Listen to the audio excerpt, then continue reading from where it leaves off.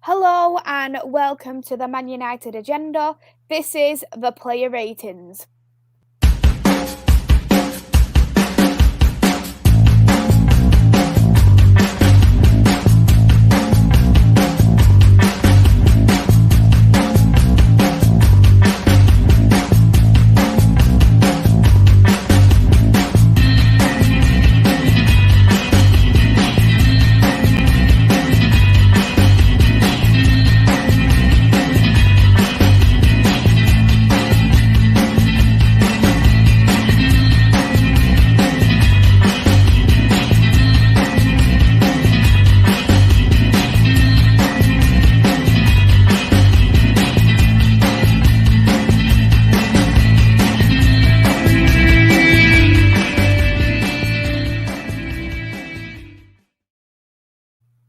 Hello everyone, welcome back to the Man United Agenda. Today we'll be doing the player ratings for the game versus Manchester City.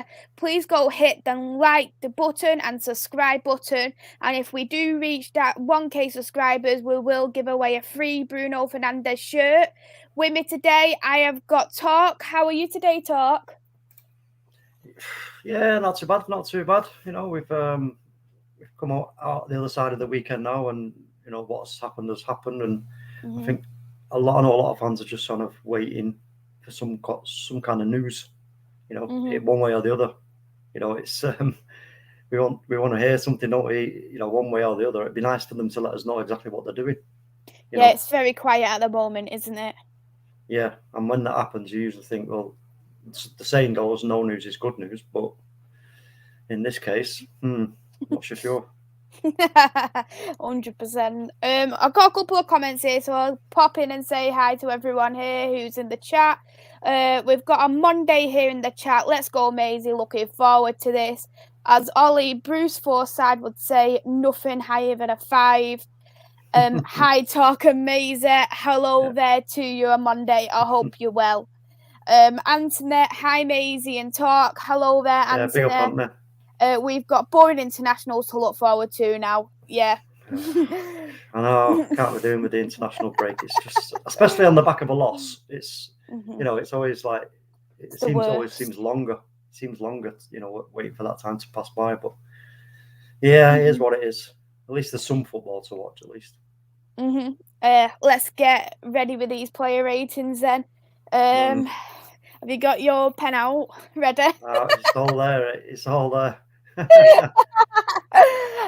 We'll start with David De Gea. He's done his full 90 minutes. Shots on target against him was 5 and a save percentage of 60%. For me, I give David De Gea a 6. I think he was our best player on the pitch. If, for example, he didn't make them saves, I think it could have been a lot more messy than what it was. So that's why I did rate him a 6. What are you going for with De Gea there, Talk? Well, look, let's have it right. He saved our blushes even. You know, it could have been a lot worse. We could have come out of there with really red bums, you know, taking a serious spanking. So I thought he was outstanding, to be honest with you. And I'm going to be a bit kinder. I'm going to go for an 8. Just simply because of that fact. He saved us from getting an absolute tonking. So I'm going to go 8 with him. He did.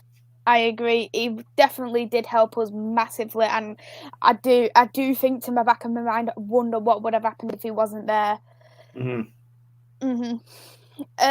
We've got our next player here, Eric Bayer. I do love Eric Bayer. I think he's an outstanding player, but I just felt like the game wasn't his game. He had 45 minutes. He had a pass success of 72.70%. He had 2 clearances and 1 on goal. It just really wasn't his day at all. He was just in front of the net, which caused their own goal to happen. And I'm going to rate him a 2 just because he didn't play the full 90 for 1. And when he did play, it wasn't his best game, and the own goal didn't help at all. So I'm going to rate him a 2. What would you go with for Eric Bayer? Yes, I mean, look, the own goal is the own goal. You know, these things happen in football. It's, for me, it's one of those things where he was, well, I wouldn't say it wasn't in a bad position. It's just that he when he came, when he's come flying in like that, you've got to be a little bit more concentrated in terms of, maybe he was a little bit late at starting to set off to get the interception, and that's why it's just sort of grazed off him and flew into the net. But yeah, it's an own goal. It's gone against us. It's not helped us in any way, and I'll have to agree with you on that one, I'm afraid. Yeah. So 2 from both of us there. Gonna go now with Lindelof. I think Lindelof for me, even though he nearly caused an own goal, he was our better defender on the pitch. He had a full 90 minutes, a pass success of 91.50. He had 6 clearances, but he didn't have no aerials won at all. For me, with Lindelof, I'm probably going to rate Lindelof a 4.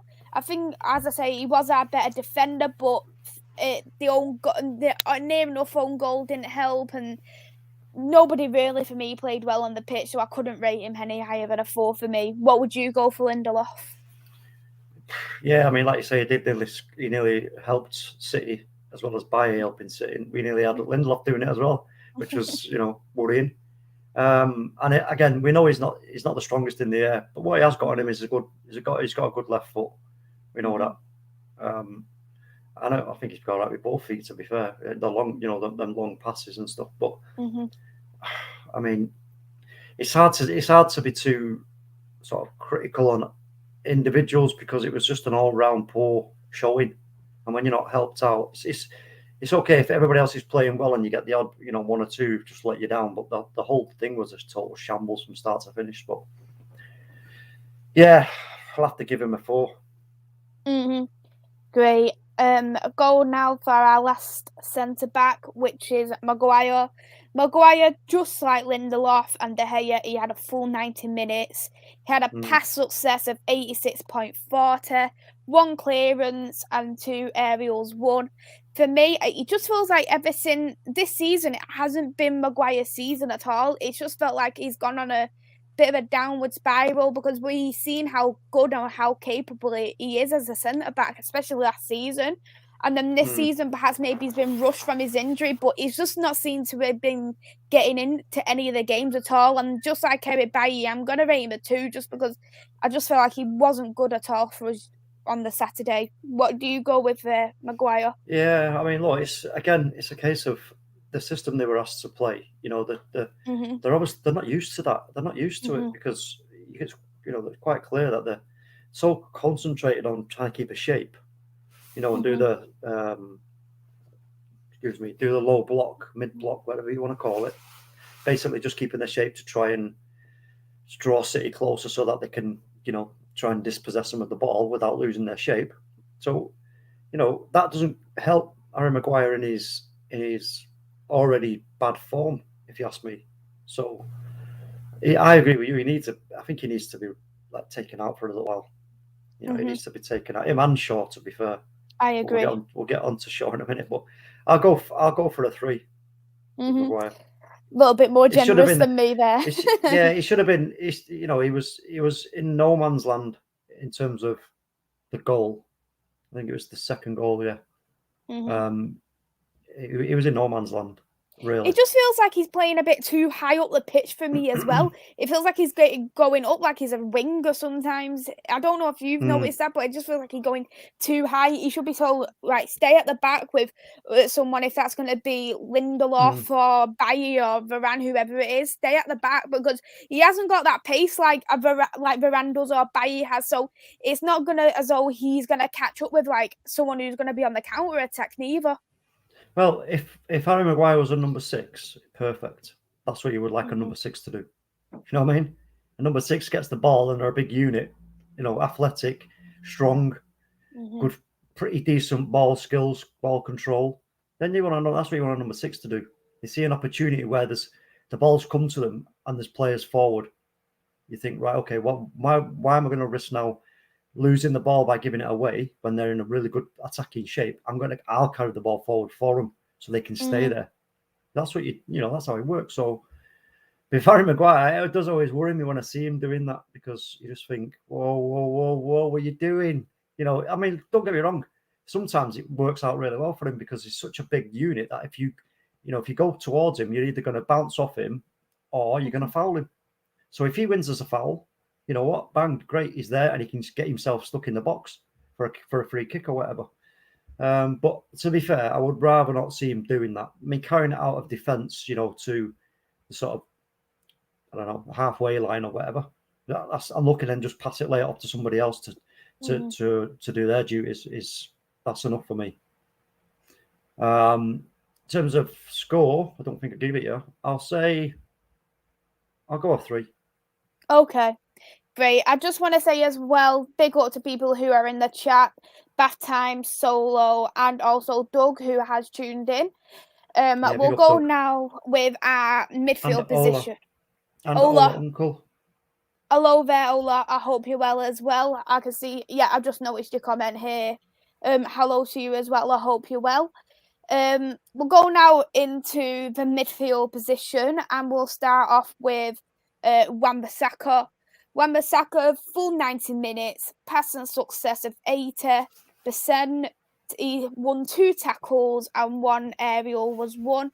For me, Wamba-Saka, I just felt like it was a wrong decision to play him in that right wing back. I think he would have been more beneficial in that right back area, and I think that's where he flourishes. Like, he's a much better player in that kind of area in my eyes. I just felt like again it wasn't Wamba-Saka's game at all for me. I'm gonna rate Wamba-Saka a 3. What are you going with Wamba-Saka? Oh yeah, I mean, does it suit him playing there? Would it suit Dalot better? Because at the end of the day, this is what gets me about Ollie with this system, and that it's not. We're already kind of, as we know, unbalanced in the midfield. So then you're then asking players who are not that great at going forward, who have been decent at the back. I mean, Luke Shaw, okay, he's had his moments this season, going in at forward positions, and his moments also at the back, as we know. But Wan-Bissaka's case, I just don't know if it suits him. I think I think a flat 4 is more his cup of tea, to be fair.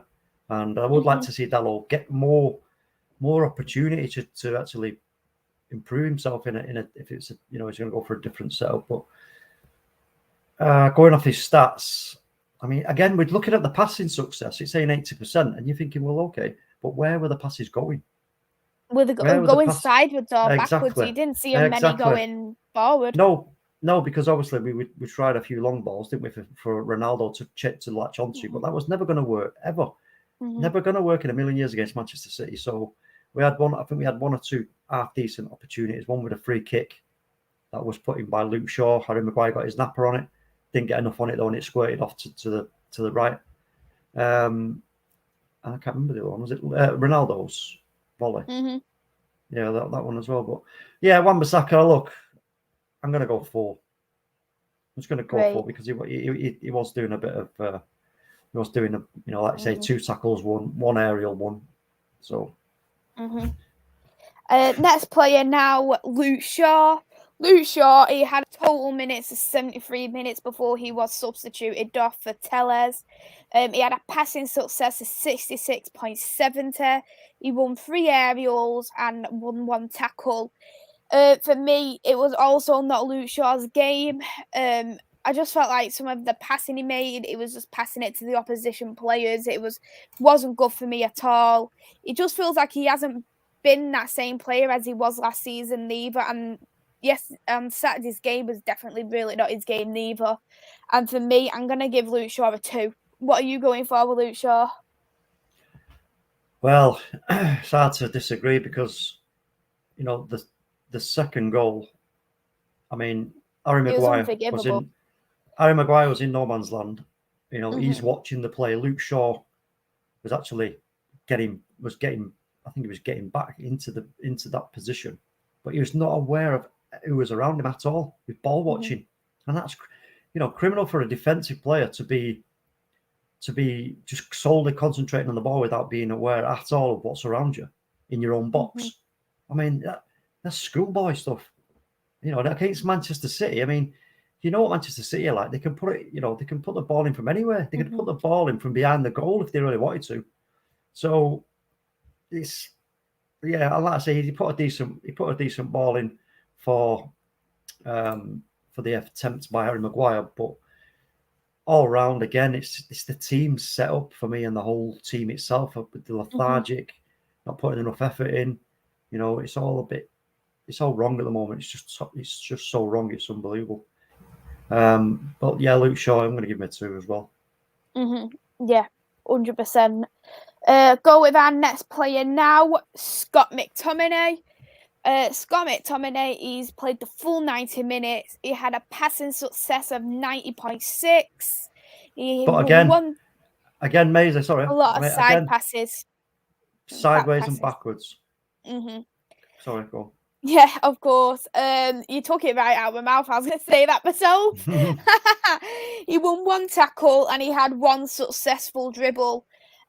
Scott McTominay, I really have not enjoyed watching Scott McTominay recently. It just feels like, as well, he's giving the ball away cheaply. It just feels like they're trying to make him be a CDM, and he's not a CDM, and it's just not looking well because he's making a lot more mistakes.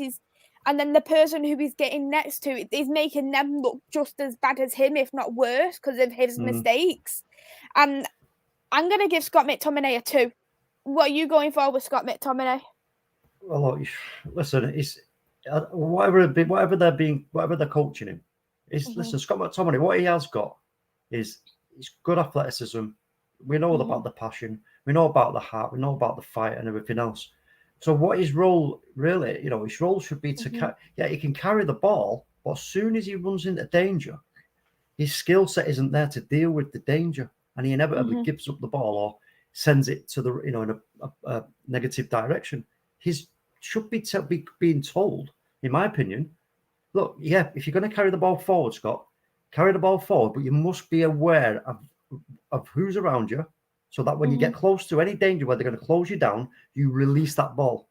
So then there's nothing to them close you down for. Then you can then maybe run into some space that they vacated to do a one touch.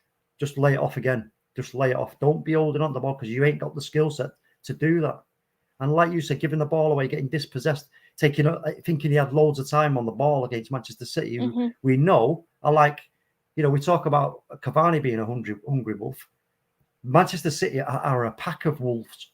And in fact, on Saturday, they were a pack of hyenas because they were laughing at us. You could hear them laughing at us. I like Gary Neville's analogy that he was like a general anaesthetic. Manchester City just put us to sleep. Liverpool knocked us out. We was already asleep. And then Manchester City come along and went, oh, look, they're suffering. Let's just put them to sleep. Bang. And it just became a talk about training. I think I said it during the watch along. It's like a training session. It was so ridiculous. Absolutely ridiculous. But I just don't think Scott McTominay is good enough to be in that midfield. I really don't. I just don't. A squad player maybe, and he maybe can he improve under another manager and coaching setup. Maybe, possibly. He has got some decent qualities, but if you're going to be a midfield player for Manchester United, you've got to have not just a couple of decent qualities. You've got to have the whole package, and you've got to be fucking. Sorry, you've got to be good at them all. Sorry, folks, that slipped out there. Sorry, you've got to be good at them all. You really have, because, like I say, at the end of the day, that's where you win and lose games. You can set the tempo, you dominate, you do everything from that midfield. So, is he good enough? Not in my opinion, not right at this moment. So I'm going to give him a 3. Next player now, we have got Fred. Fred played a total of 80 minutes. He had a passing success of 82.6 there. He won 1 tackle and he had no successful dribbles. The thing is with Fred, he can put that 100% effort in, and sometimes it works for him, sometimes it doesn't. But you always know with Fred, he will always put that 100% in, no matter what game it is. And he did put that. I think he did put the effort in, but it was just too late with this Manchester City team, because with Manchester City, you need to work well as a team and you need to be well structured against Manchester City. There was a couple of times he gave away the ball. There was a couple of tackles there as well, what gave City a free kick. I'm gonna rate Fred a 3 just because I think he was better than McTominay, but he just wasn't up there for me neither. What are you going for with Fred? Yeah, I mean, look, again, it's another question mark around Fred, isn't it? You know, we've not, you know, better people than me have said it. You know, I mean, it made me laugh what Roy Keane was saying. You know, he'd say to Ollie, "Why are you playing Fred?" You know, he'd grab hold of Ollie and say, "Yeah," you know, and again, it's just, you know, they're good at running and you know, putting themselves about a bit and stuff like that, but. And the odd, you know, sometimes they do a good pass, sometimes they won't. Same with Clive to Scott McTominay. But again, you're looking at the creative part of the pitch here in the midfield, you know, where major things happen that affect the game. And you're telling me that two guys who are just full of energy, you know, like wind-up toys, you know, who can just whiz around and not really do anything apart from just get in people's face and be a bit of a pain in the ass and I do the odd half-decent pass now and again. That's not enough. It's nowhere near enough. Again, I'm going to say it right now. There's a lot of things that have to take into account here in terms of when we're talking about Ollie as well. So I'm going to briefly talk about it, which is his midfield. You got those two. Take those two out of our midfield. What are we left with? Pogba, Bruno, Donny van der Beek, Lingard, Matic, Mata. Who else at the moment? Donny's there, isn't? You said Donny, didn't you? I said Donny, yeah. So let's just put that down. Yeah, I've said them as well. So down to those six that I can think of at the top of my head, those 6 players there. My question to Ollie is, Ollie, are you telling me that you cannot balance out a decent 3-man midfield from that? Yeah? Surely. Surely you can. Even if you put Matic in the middle and then bring Bruno into a deeper area and then played him and Donny, for instance, on both sides. Well, for me, a 4-3-3. And I'm not going to have anyone tell me that you can't work a 4-3-3 with, because listen, Donny van der Beek is all right. His physical attributes in terms of his stature may be slightly against him in a number 6 role, but he has said he can play it. He's played it before. I know it's been at Ajax and all the blah blahs, but okay, then if that's the case, give him a shot. Give him a shot at the number 6, and if it doesn't work out after a game, give him a whole 90 minutes. If there isn't any improvement on pitch, if mistakes are made, then fine, move him on. But then try somebody else. You know, try Matic. But then Pogba on the left side of it and Bruno on the right side of it. So you got the 2 midfielders will be the one who can be the back end of a diamond between those 3. Do you know what I mean? So Matic, for example, would be the back end of a diamond where he follows them. All he's got to do is you just follow them about and be the receiver to move the ball away or push it out to the wing, you know, to blah blah blah. Yeah, it just makes no sense to me that why Ollie won't actually give this a try. But Fred, I'm going to say I'm going to go 3. Right, great. We'll go on to our next player now, and we are going to go with Mason Greenwood. Mason Greenwood, I do absolutely adore Mason Greenwood as a player. He played 67 minutes. He had a passing success of 87.50, and he had 2 total shots. So that's not necessarily even on target. But for me, it just felt like when I was watching, especially when I was watching the game, it just felt like, where's Greenwood? It just felt like he's disappearing a little bit in the games. I didn't really notice him as much as I noticed other players like Bruno, for instance, or Ronaldo on the pitch. It just felt like he went missing for some of the games. And for me, I think I'd have to give Mason Greenwood a 4. What would you go for Mason Greenwood? Yeah, I mean, again, it's difficult, isn't it, for him to be in that kind of setup because you're asking a lot of him. To be fair, you're asking an awful lot of him, and he's a striker at the end of the day, you know. So, but I can't be too harsh on Mason because I love him and I know he's going to be in the next 5, maybe 3 seasons, maybe 5 seasons. I don't know. He's going to become super hot property in the world of football. If whoever comes in after Ollie, or even if it is Ollie, whoever it is, gives him the proper job of him out and out striker. You know, That's why I was so excited to see him against Manchester City, knowing that he had that striker partnership with Ronaldo, because I wanted to see how both of them would go together as well. Well, yeah, that's the thing, and like I say, I mean, he was always going to have to help to try and feed Ronaldo, so he was always going to be forced to sort of loiter back when his natural instinct is to be up towards near the goal. So he was finding himself trying to sort of get involved in and around the midfield and doing a lot of running and for no real reason in the end, to be fair. It was all to no avail, really, isn't it, at the end of the day? And but I can't. I'm going to give him a 5 just because it's Mason and he's my boy. Next, we've got Bruno Fernandes. Bruno Fernandes, he played 90 minutes. His passing success was 77.1. He had accurate long balls of 2 and 1 total shot. It just felt like, for me as well, it wasn't Bruno's game. He was going so deep sometimes, to the point where he was going where Wan-Bissaka's position was. And he did, I believe he did, there was that point where it was actually the first goal and Bruno was actually there trying to defend, but he didn't defend, he did a press to try and save it, and then Eric Bailly ended up netting it. And then you look and you think, you were the first person there. So I love Bruno Fernandes. I can't say anything wrong, but when you look at that, you think that you're there. You're the nearest player to this Manchester City player. You need to make sure you defend this. But he didn't. For me, yeah. It wasn't Bruno's game at all. And I'm going to rate Bruno Fernandes a 3. I mean, look, yeah, there could have been more energy from him. There's no two ways about that. And the whole team, to be fair. But again, I have to draw back to, you're talking about world-class players here. Bruno is a world-class player, in my opinion. He's absolutely sensational. You know, and at the end of the day, we're asking them to play here in a fashion that is sort of, I don't know, it's kind of alien. You know, it's like, wait a minute, this is Manchester United and you want us to set up like this? You know, scaredy cats.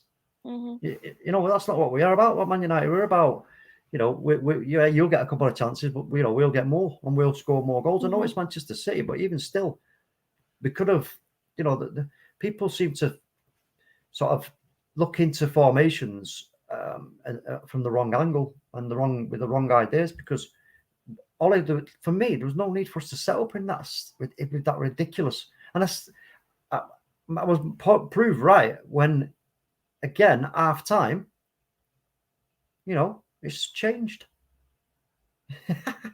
I mean, you've got, listen, for me, if this was Colchester United we were talking about here, you're like, okay, all right, you tried something, it didn't work. But no, this is not Colchester United. This is Manchester United. No, us. I'm talking about us.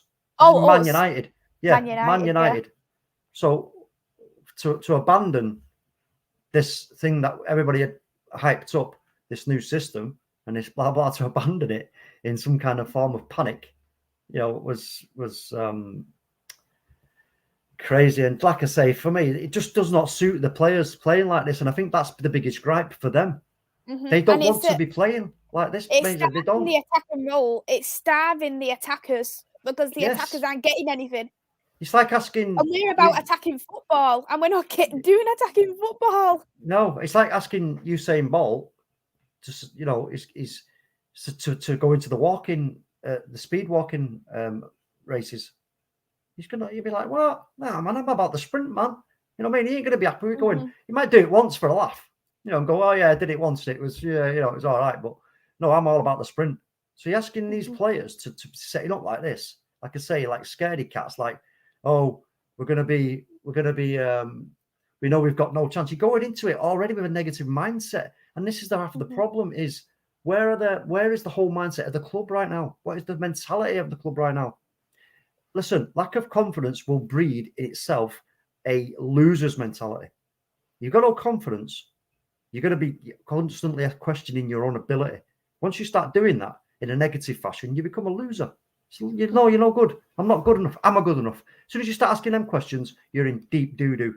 So this whole thing, like, and Ollie said at the end of his press conference, oh, it's, you know, we need to get back to what we're good at, what we were doing before, blah, blah, blah. And I'm thinking, oh my God, Ollie, man, you're just going around in circles here, mate. You're going around in circles and it's just not good. It is not good at all. But Bruno, 3. Going to our last starting 11 player, Cristiano Ronaldo. Cristiano Ronaldo, for me, he had a passing success of 80, 0 successful dribbles, 0 accurate long balls. For me, with Cristiano Ronaldo, you can tell how he is at the club. He's getting frustrated because he's not getting the results he wants. He's come to this club near to the end of his career and he wants to come to Manchester United to win trophies. And knowing that he is putting all his heart and soul coming back to Manchester United to not get anything, losing against Manchester City, losing against Liverpool in the way we have both the times, I can imagine he's angry, embarrassed. He's embarrassed, Maisie. He's got nothing but bad emotions right now, and I can understand why. That's the thing, and again, this is what I was just getting at, is the negativity in the mindset. You know, listen, Cristiano Ronaldo's coming to that team. A lot of people have said we didn't even need him. You know, why are you playing Ronaldo? And he's blah this and he's this age and he's that age. It's like, no, wait, but you're missing the point here. He's a world-class player, best player, one of the 2 best players in the world right now, and has been for the last 15 years or whatever, long time, right? So you have to make it work for him. You have to make it work for him. And how do you expect Cristiano Ronaldo to do well in a 3-5-2 against the best passing team in Europe? It's ridiculous, because we were so deep that even if we was going to put a ball over the top for him to chase, he hasn't got the legs to chase it. And City would have been like, hey, go on then, I'll give you a head start, right? And when he gets near the ball, no, whoosh, bang, they're in there. Sorry, mate, taking that right off you. You know, it's just crazy. It's absolutely crazy. I mean, you know, he needs to be in a system where the ball, you know, we're not afraid to press, hunt the ball down, and you know, get the ball moved quickly, you know, and keep him high up the pitch. That's where he's got to be, in my opinion. You cannot be having him coming deep, unless, like I say, you're in a formation of 4-3-3 where you've got 2 other players who've got the legs to get up in front of him if they get possession of the ball, i.e. Jadon Sancho, Marcus Rashford. You know, whoosh, they're gone. They can do great things up there, whether it's be getting up and shot at goal or whatever. But asking Cristiano Ronaldo to be in that system, he must be baffled himself as to why he's even signed. He must be starting to ask that question right now. But Cristiano, I mean, look, I'll give him a 4. That's I can't believe I'm saying that. It's Cristiano Ronaldo. Exactly. You want to do nothing but rate Cristiano Ronaldo high, because he's the best player in the world. You want to put him off the scale. Never mind a 10 off the scale. That's like giving, I'll tell you what it's like, Maisie. It's like giving, let me just think of like Rocky Marciano. Let me see if OMONDI agrees. It's like giving Rocky Marciano £30 gloves to wear and expecting him to go out there and knock somebody out. Ain't going to happen. You know what I mean? It's just not. You can't do it. It's impossible. And the same applies for Ronaldo playing in that kind of setup where he's got to try and sort of, you know, to keep on side when they're playing such a high line. And in the end, like I said, they were playing, it turned out to be a 4-1-5, you know, which was ridiculous. Absolutely, an absolute piss take. A 4-1-5 taking the absolute mick out of what was in effect a 5-3-2. That is embarrassment to the hilt. I completely agree. So that was the ratings for the starting 11 players. We do have a show here at 8 o'clock, and tune in to the 8 o'clock show. It is something you do not want to miss. Please go hit the like and subscribe button, and once we get to 1K subscribers, we will be giving away a free Bruno Fernandes shirt. I'd just like to say a big thank you for coming alongside me as well. No, listen, I always enjoy the player ratings. I really do, and you know what? Maybe next week it might be a Monday or Mr. B. Who knows? We'll see. Somebody else might want to come in along and have their say. But I just want to big up everybody who's been in the chat as well. Let me just go through the names. Yeah, we know Monday, Anthony Herbert, Doug from Dugout as well. Dugout football, bath time. Ola Uncle 007. Who else? Is anybody else? That's all I can see here in the comments.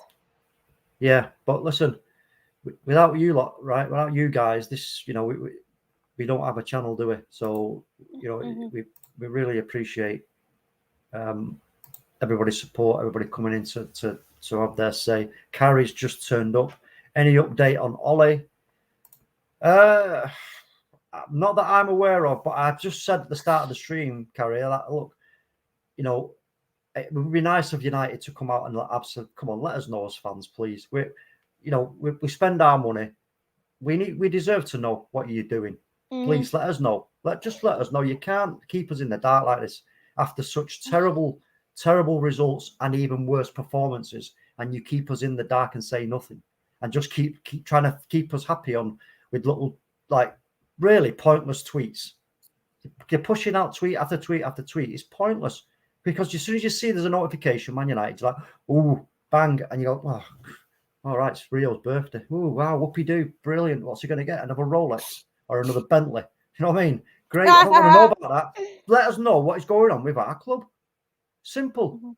Like I say, at the moment, unless Maisie's got anything she can mention, I don't know. He's still shit. Well, from what I read, that Ollie is going to be remaining manager till the end of the season, unless top 4 is at a 0%. That is what I've read. I read that in the last 2 hours or so. Sorry, I didn't even catch a word what you just said. I was reading that comment. What did you just say? Say again. I read from the last 2 hours or so, I read it from my source, that Ollie is going to be remaining Manchester United manager till at least the end of the season, unless top 4 is at 0%. That we're not going to get it.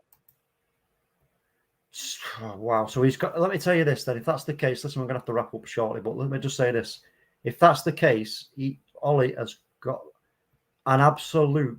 When you talk about golden opportunities, this is golden, encrusted with diamonds, dipped in platinum, and every other like precious stone and metal, all encrusted on this opportunity for Ollie now to go, okay, look, I can change this right now by going 4-3-3, which he knows, which he won at Mulder with, which he came into the club early on and went on an 11-game streak with.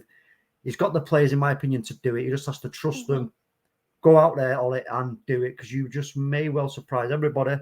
Turn it around, make the players even get back on side with you, because if they see you're trying to do something more attacking, working training, and just keep with it, stick with it, pick the same team. If they're fit, go with it.